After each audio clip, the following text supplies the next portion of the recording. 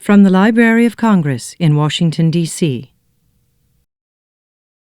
Our next speaker, Craig Johnson, is a native of Wyoming who lives in Wyoming and has published 5 prize-winning novels about Wyoming Sheriff Walt Longmire.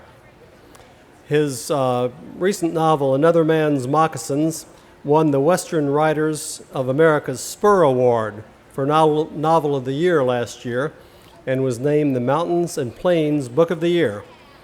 His most recent book in the Sheriff Longmire series, The Dark Horse, was published earlier this year. He's a true son of the West, and it's a pleasure to introduce Craig Johnson.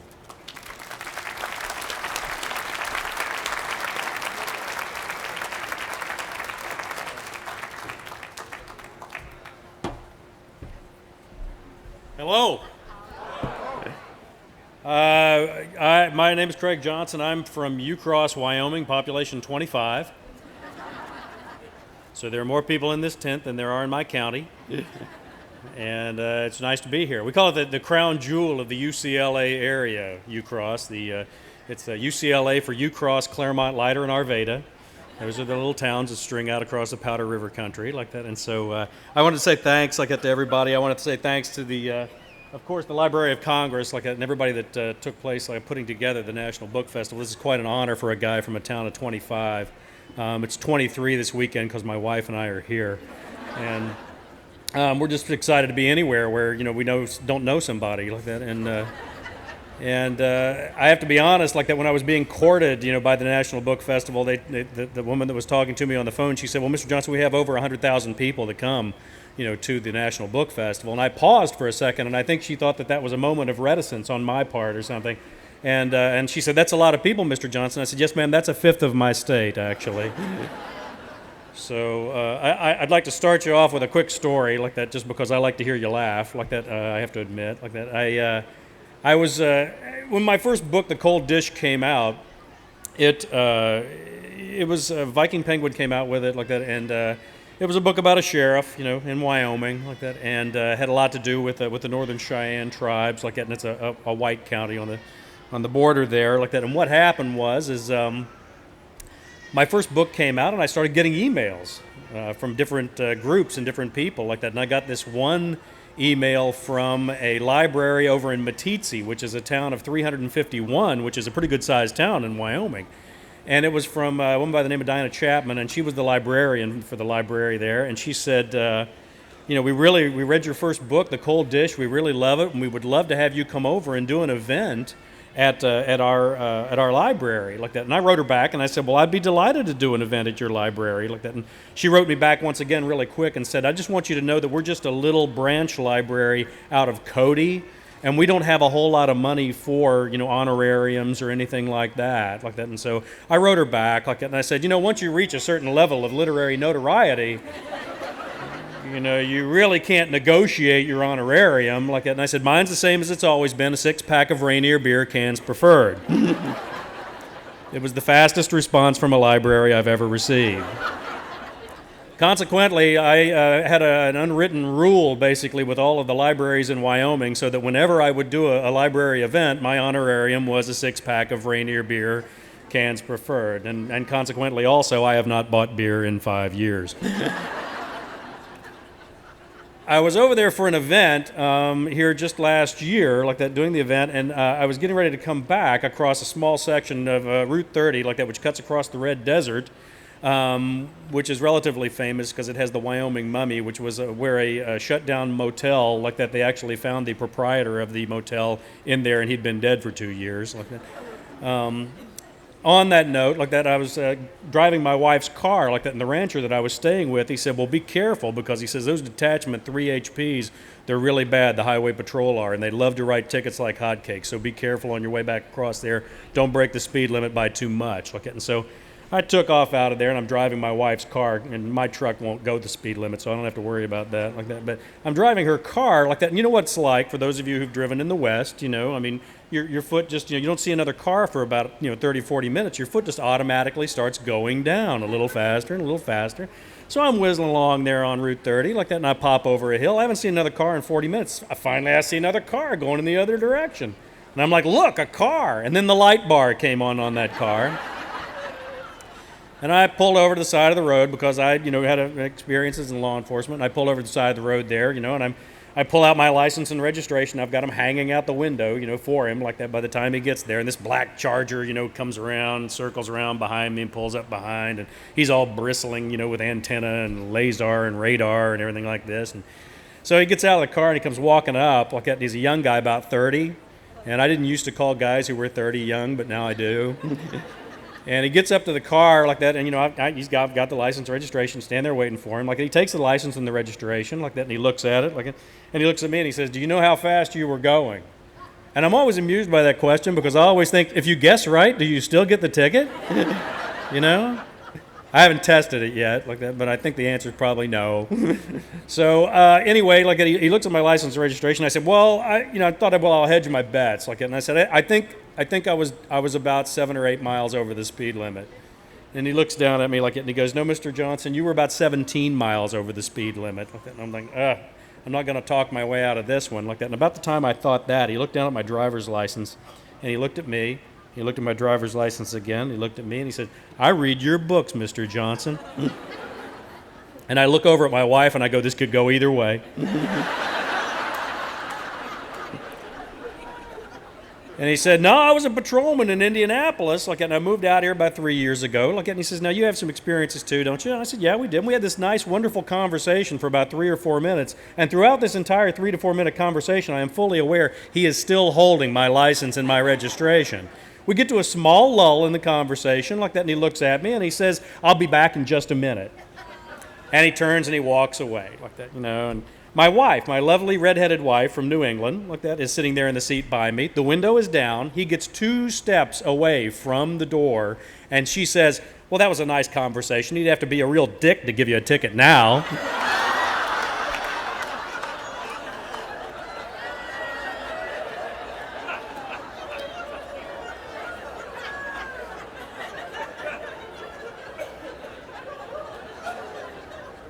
I'm like, "Honey, could you have waited until he got 4 steps from the door before you called him that?" So, I'm sitting there waiting. I haven't got a ticket in like 12 years. I figure if I get a ticket, big deal. I'll take it. So what? So I'm sitting there waiting like that. And so I've won a couple of different awards this year. It's been really nice, and also kind of gives you an indication as just to how far literature has sunk this year.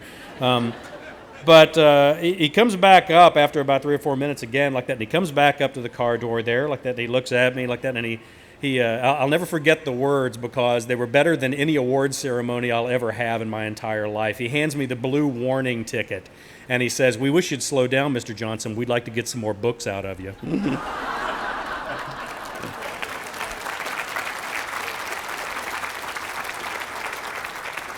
And I was like, "You bet." "No problem there, officer." So I drove the rest of the way home, and I get home to Ucross like that. And so I have this little thing that I send out, these Post-its that I send out. And the reason I call them Post-its is because my sheriff, Walt Longmire, he has a dispatcher named Ruby like that who puts Post-its on his door frame every morning so that he knows what he has to do, every morning. All the women are nodding their heads going, "Yeah." And so I send this newsletter out that's called the Post-it, and I thought, well, this will be a funny story. I can send it out like that, and everybody will get a laugh out of it like that. And so I write the thing all up, and my wife reads it, and she's always my first editor like that, and she reads it, and she says, "Are you sure you want to send this out?" And I said, "Well, why?" Like that, and she says, "Well, you're going to get this guy in trouble. He's only been a patrolman for like about 3 years, like a highway patrolman. What if they see it as nepotism? You're going to get him into trouble like that." And I said, "Well, okay, well, I'll write something else." And she goes, "No, just change it and have him give you the ticket in the end." And so I thought, okay, well, I'll give an anti-Hollywood ending. It has a bad ending. He gives me the ticket in the end like that. And so I fire this thing out like that. And doesn't every law enforcement official in the United States write me back and go, "What a dick! I can't believe." If that young pup, I mean, the Attorney General for the state of Wyoming is writing me and go, "If that young pup knew how good you were for law enforcement, he wouldn't be writing you those tickets, by golly." I'm writing them all back going, "He didn't give me the ticket, he didn't give me the ticket." So it doesn't matter what you do, really, when you get right down to it like that. I got to tell you honestly also that this is a series of books that almost never happened.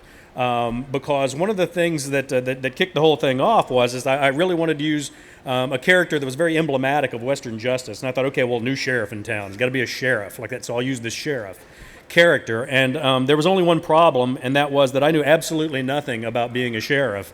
So I thought, okay, well, it's primary research material. I had sat down like that, and I had built my ranch. I built the first portion of my ranch, 24 by 36 log cabin like that, and I had my little red-headed, foul-mouthed wife there like that, and she, I got it closed in enough that she wasn't going to gripe and make me go do more, house building like that, and so I could sit down, and I wrote the first 2 chapters of The Cold Dish, like that, my first novel.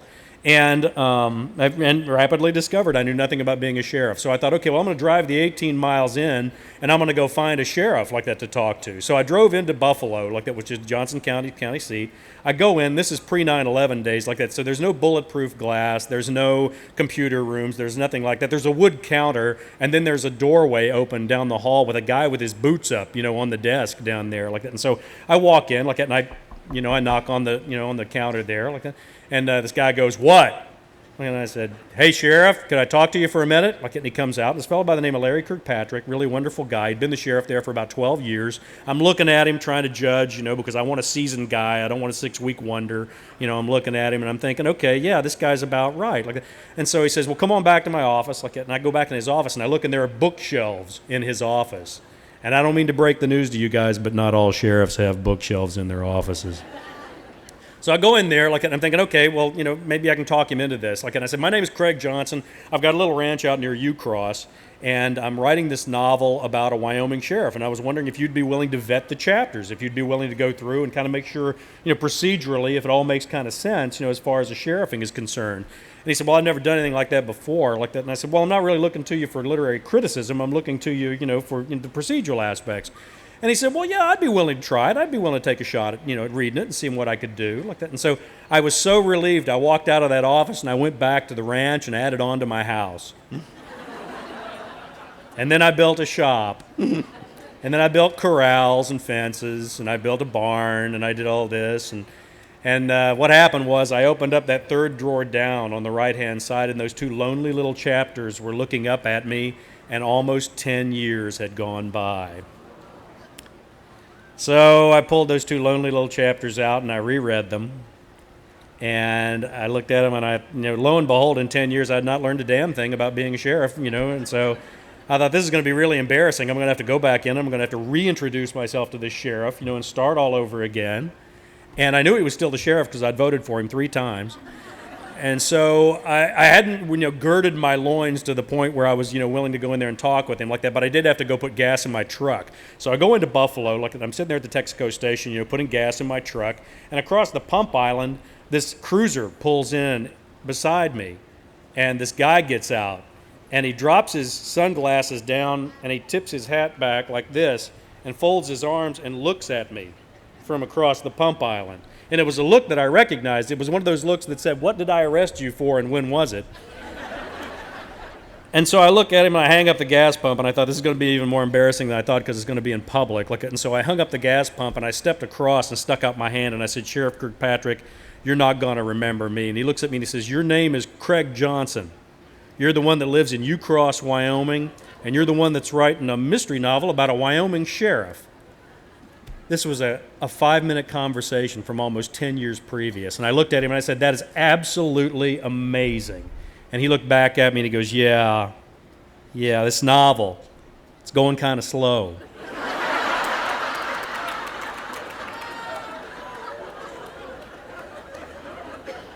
Well, that pissed me off. So I went home and I wrote the rest of The Cold Dish in about 6 months. And it was about 650 pages long. It was kind of like War and Peace in Absaroka County.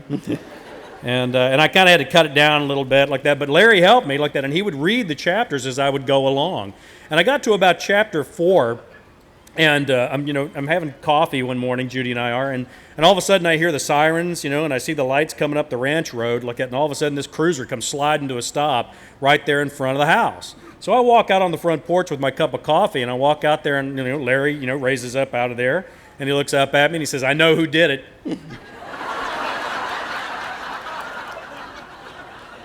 And I said, Larry, you're only 4 chapters into a 16-chapter book with an epilogue. Are you sure you want to, play your cards now? And he said, yep, I'm a trained professional. I know who did it. So I said, all right, well, who did it? And he guessed, and he was wrong. And he said, damn. Got back in his car and turned around and went back out down the ranch road. 2 weeks later, I deliver him another chapter. I send another chapter in to him to read. And he, calls me up on the phone. He says, I know who did it now. And I said, Larry, you can't guess after every chapter. He said, the hell I can't. It's my county. I can guess as many times as I want. And I said, all right, well then, who do you say did it? Like that, and he guessed, and he was wrong again. And I said, Larry, I got to tell you, I'm starting to feel a lot less secure about the law enforcement in my county, I got to tell you. And he said, well, you're just changing it every time I guess. And I said, no, Larry, I've got a 10-year-old outline, on a legal pad over here like that I, and he, well, let me see it. No, I'm not going to let you see it. And every time like that you're guessing, I'm sorry, but you're wrong like that. And so I was fortunate enough like that I kept Larry guessing all the way through till the end. And he's kind of handy like that because he continues, to read the books, and vet those chapters for me like that. And it's kind of a nice relationship to have, I have to be honest with you. But the newest one in the series is actually called The Dark Horse, and that's this one here like that. I'm sure you can all read it from back there. And the Dark Horse is actually the 5th in the series like that, and it's actually my attempt to try and write a novel in the very extremely small niche of mystery field, which is High Plains noir. As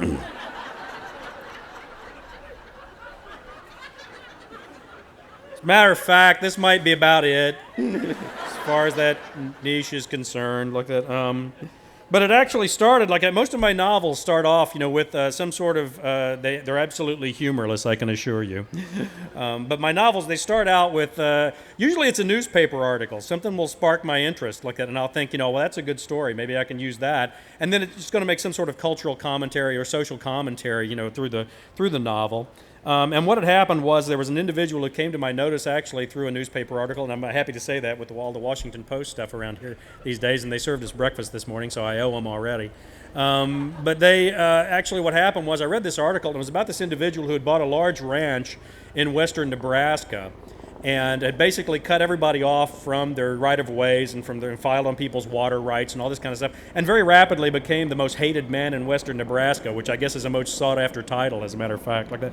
And so what had happened was he had come into this town to have a beer and had whipped into this town square, like that small town, it's above Sydney, like that there in western Nebraska, whips in, parks, and here's the bar. It's a Saturday night, 30 or 40 people are there in the bar, like that. He whips in, like that, and parks. And all of a sudden another truck comes in and lodges him in from behind, and then the driver's side window drops down on that pickup truck, and a 9mm Ruger comes out and fires 14 shots into the cab of this guy's truck. Well, it's true that only the good die young, because this guy basically escaped unscathed. I mean, whoever it was a lousy shot, so he didn't get touched. And so I'm talking to the DCI guys, the Division of Criminal Investigation guys, and one of the sheriff's deputies who was in charge of the investigation. And he said they, rounded up everybody from in the bar, like that, and they started asking him questions. And they said, well, did anybody, see the license plate, of the truck that lodged, him in?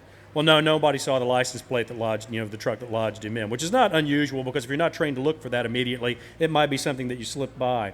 So then everybody asked, they said, well, did anybody see, the guy that was driving the truck? Nope, nobody saw the guy that was driving the truck. Nobody knew who he was or anything like this.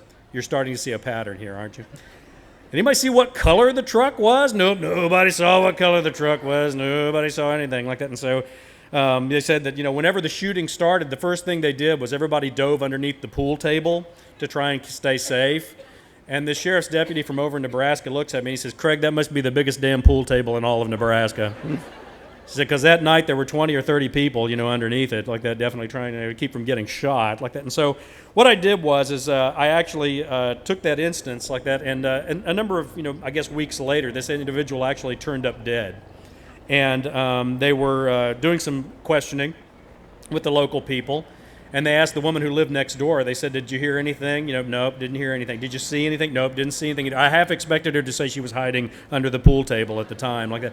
But they said, do you have any idea who might have killed this individual, like that? And I guess she was smoking a cigarette, and she flicked the ashes off of her porch and looked at him and said, open up a phone book and take your pick. And I thought, ooh, that's dark for a little town. And so basically what happens in the Dark Horse like that is there's this woman by the name of Mary Barsad like that who's brought over to Walt's jail. And Walt's jail in Absaroka County is a very low occupancy jail like that, or, simply because Walt's the one who sleeps there the majority of the time like that. And so over in Campbell County it's a little bit more busy like that. And so they bring this woman over, and Walt provides what he refers to as a high security, low amenity lodging for a portion of their tax base like that. And she's there. The problem is that she shot her husband in the head 6 times with a Ruger varmint rifle. And the reason that she did this is because he took her prize cutting horses, locked them up in a barn, and then burned the barn down with the horses inside. And the reason I like to tell that part of the story is because I like looking out into the audience and seeing all the female equestrians who are nodding their heads and going, uh-huh, uh-huh. Is there a murder later on in the book, something for Walt to do? And what happens is that she admits that she did the crime, but Walt doesn't believe her because she talks in her sleep. And he starts thinking something's not right here. And I need to go out there and I need to start asking some questions like that and maybe trying to find out what it was that really happened, which leads to Walt Longmire's first undercover operation. And I think it's by about page 5 or 6 that Walt makes the remark that he should have understood the inherent difficulties of going undercover in a town of 40.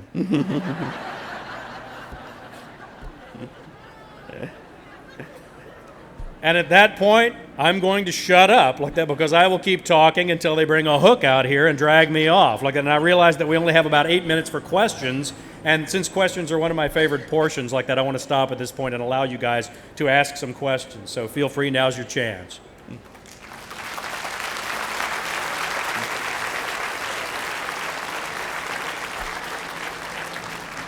And I think you have to use the microphones just so everybody can hear your questions. Yes? Okay, I sold a novel last year. It's my first one. It just came out in March. Congratulations. Well, I'm not going to make a publicity grab or anything, so don't worry about that. But I wanted to ask you if you had any advice for first-time novelists, people who are just getting published now. Huh.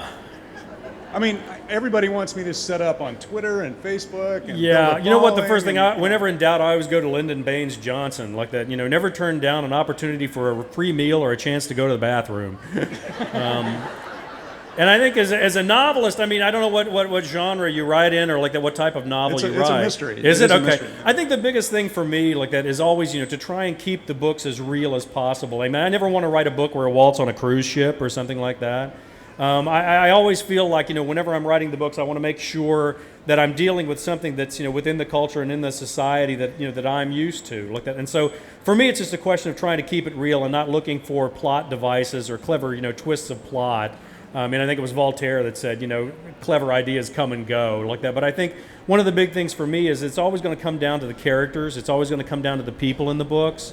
And to be honest, whenever my first book got sold to Viking Penguin, I was sitting there having lunch with Catherine Court, who's the president of Penguin USA, and she's just an absolute doll of a woman. And I had written The Cold Dish as a standalone book, and she had it there. She had the arc for it, at the lunch table like that. And so she slid it out between us like that. And she said, "We would like some more of these books." And I said, "Oh, I'd be happy to write some more books for you guys. That's not a problem at all like that." And she said, "No, we would like some more of these books." And I said, "What do you?" She says, "A series of books. We think these characters are interesting enough where you really need to start thinking about the possibility of doing sequels to this and writing it as a series." And I, with all the knowledge of not even having had one book published, started arguing with the president of Penguin, going, "Oh, I don't think that's a very good idea. I don't think that'll work." Okay. And that's part of the big deal there, like that, is to actually listen to your editors, like that, and listen to the publishers and your agents, like that, because they've kind of been down that trail, like that, and they kind of know what's coming like that. And so it's kind of nice to keep that in mind like that as far as that's concerned, I think, and just keeping it real, trying to make it as real as you can possibly keep it. Yes, ma'am. I've just discovered your books and am delighted I'm dreadfully by sorry. them. Oh, I'm dreadfully pleased. It's always wonderful to discover an author you haven't yet read and have several books ahead of you. Thank you. But you have such interesting characters between Vicky and Ruby and Dog and Bear. Yes. Could you comment on how you've developed such interesting characters as a part of, for instance, you said your wife is redheaded and she Yeah, I can't imagine where it is that I could have possibly come up with a foul-mouthed under-deputy that was female. Yes, I was wondering just how. I have no idea. It was a complete sprung, full-blown from the head of Zeus. You know, you know what? It would be really horrible for you to ever come to my part of Wyoming because you would probably meet most of the people that are in my books. And you would say, this guy's really not that good of a writer. He just knows lots of interesting people. And I think that's the first quote that's on my webpage is that, you know, people, you know, ask me where I get my interesting characters. And if they lived in northern Wyoming, they wouldn't ask me that. But you know, to be quite honest, like that, a lot of them do have, like, you know, semblances, especially an awful lot of the Indian characters. And I do say Indian because all my Indian friends make fun of me when I say Native American. They always go, where were you born? And, you know, but a lot of them are based off of real people that are up on the Northern Cheyenne Reservation because I feel more comfortable with that. And even though I'm writing, you know, about those type of Indian characters like that, I'm not, you know, like it's kind of like what Margaret said, I'm not particularly Indian. Even though my good friend Marcus Red Thunder has a T-shirt that says, I'm 1/64th white, but I can't prove it. It's my favorite T-shirt. And he won't give it up. Because it would lose all of its impact on me, you know, completely. But I use an awful lot of like the characters and the people that I know like that to develop those characters like that. And Marcus is probably the biggest influence as far as Henry is concerned, like that Henry Standing Bear, like that. And one of the great things that he does very, very well, like that, is the sense of humor. The Indian sense of humor is incredible. I mean, it just blows me away all the time. Like, and I guess as an example of that, a quick example of that, and when I was doing research for my second book, Death Without Company, I discovered that there had been a Mennonite church up on the Northern Cheyenne Reservation. And I remember asking Marcus about it. I said, Marcus, Mennonites on the res? And all he did was look up and go, it didn't take. That's all he said. And it was enough. Is there a real counterpart for dog? Actually, yeah, there was. Like that, there was a dog that I actually bought. Well, didn't buy. Like that, I got at the pound in Sheridan. Like that, and brought home. Like that, and my veterinarian was giving him a look over, and he was like about 80 pounds, and I thought he was a tiny little puppy, right? And he was at 80 pounds. Like that, and so whenever the vet was looking him over, he said, you know, this dog's got some Saint Bernard in him, and he maxed out at about 145 pounds. Like that, and so yeah. And that was kind of one of the things that I had to laugh about because a lot of mystery writers, you get a lot of advice when you're first starting out. And one of the big things they said was, do not have any pets. Don't have, you know, your character have any pets because then you got to take care of them and all that kind of thing. And I'm sitting there thinking, well, that's lousy because I got to take care of my animals. Why shouldn't they have to take care of theirs? Like, and so I gave him the dog like that, which is really good because 9 times out of 10 he's driving in the truck in the long distances, you know, in Wyoming. And I got 2 choices. Either he can talk to himself or he can talk to the dog.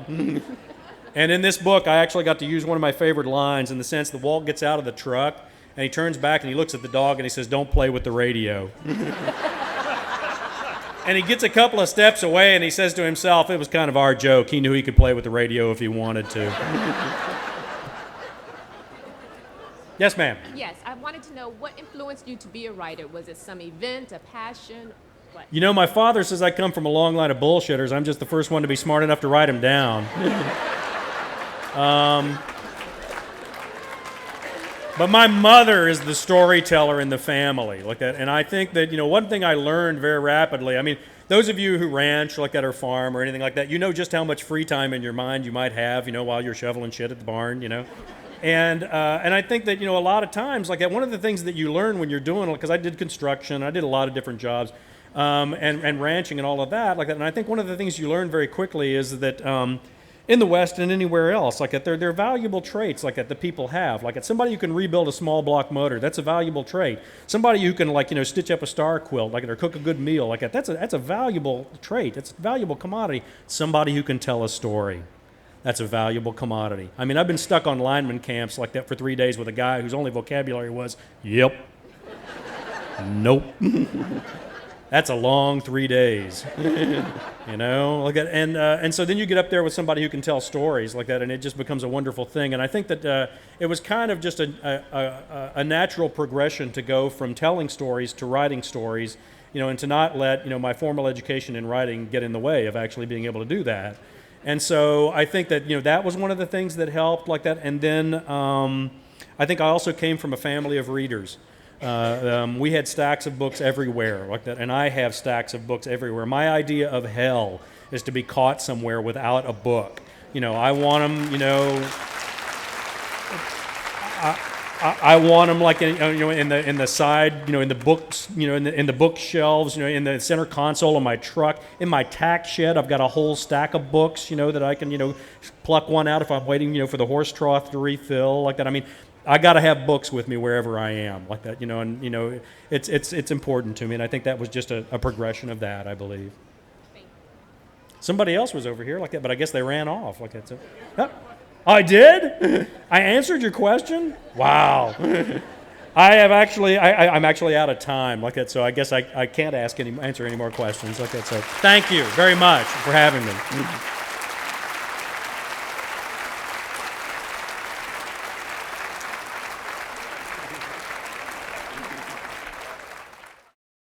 This has been a presentation of the Library of Congress. Visit us at loc.gov.